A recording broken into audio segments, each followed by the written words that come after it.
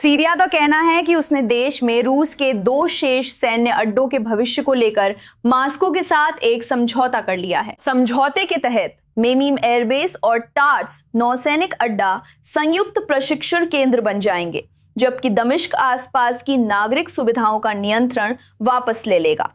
रूस वहां रहेगा, लेकिन उसका नियंत्रण काफी कम हो जाएगा। ये सीरिया की असद के बाद की सरकार द्वारा अपनी संप्रभुता का एक बड़ा प्रदर्शन है। मॉस्को ने अभी तक इस समझौते की पुष्टि नहीं की है। और इस विषय पर अधिक जानकारी के लिए हमारे साथ Washington institute for near east policy की सीनियर फेलो एना बोशचेव्स्काया जुड़ी हुई हैं। हमारे साथ जुड़ने के लिए आपका बहुत बहुत धन्यवाद। हमने आपको कई बार अपने शो में बुलाया है। हम आपके आने की सच में सराहना करते हैं। सीरिया की नई सरकार क्यों चाहेगी कि रूस की सैन्य मौजूदगी बनी रहे, जबकि मॉस्को ने बशर अल असद का समर्थन किया है? सबसे पहले, जैसा कि आपने कहा, हम एक नए सीरिया को देख रहे हैं और ये मानना महत्वपूर्ण है कि ये वो सीरिया है जो अपनी संप्रभुता को स्थापित कर रहा है। लेकिन वजह ये है कि वो रूस को पूरी तरह बाहर नहीं कर सकता, क्योंकि दोनों पक्ष मानते हैं कि उन्हें एक दूसरे की ज़रूरत है और सीरियाई सरकार को अभी भी रूस की ज़रूरत है। वो रूस को पूरी तरह से अलग थलग करने का जोखिम नहीं उठा सकता।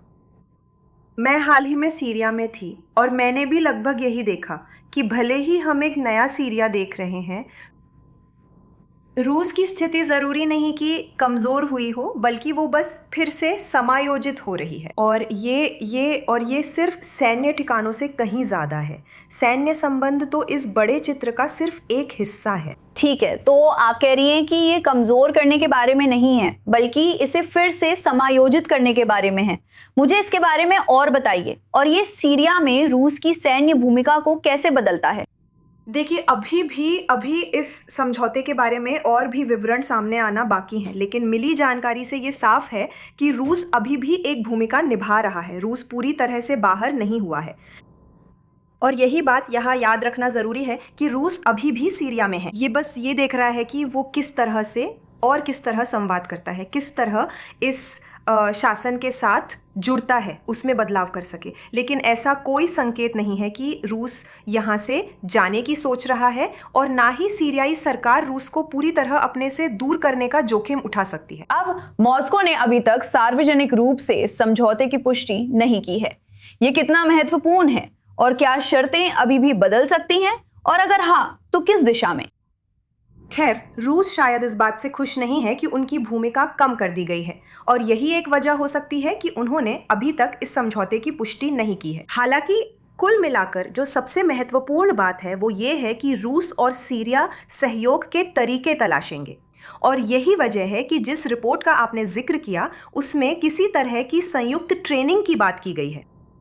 इसका मतलब यह है कि फिर से किसी न किसी तरह का रिश्ता है इसका, और फिर से सबसे बड़ी बात यह है कि उस रिश्ते की बारीकियां क्या हैं ये सबसे महत्वपूर्ण नहीं है, क्योंकि ये चीज़ें बदल सकती हैं, ये रणनीतियां समय के साथ बदल सकती हैं। लेकिन सबसे महत्वपूर्ण बात यह है कि फिर से सीरियाई सरकार अपने देश के लोगों और बाकी दुनिया दोनों को ये संकेत दे रही है कि वे अपनी स्वायत्तता, अपनी संप्रभुता का दावा कर रहे हैं, लेकिन रूस अभी भी वहाँ मौजूद है। और ये जो दिखेगा उसकी बारीकियां समय के साथ बदलती रहेंगी। अब आप कह रही हैं कि ये सिर्फ एक सैन्य मुद्दा नहीं है, और किन तरीकों से हम देखेंगे कि रूस अभी भी सीरिया में मौजूद है?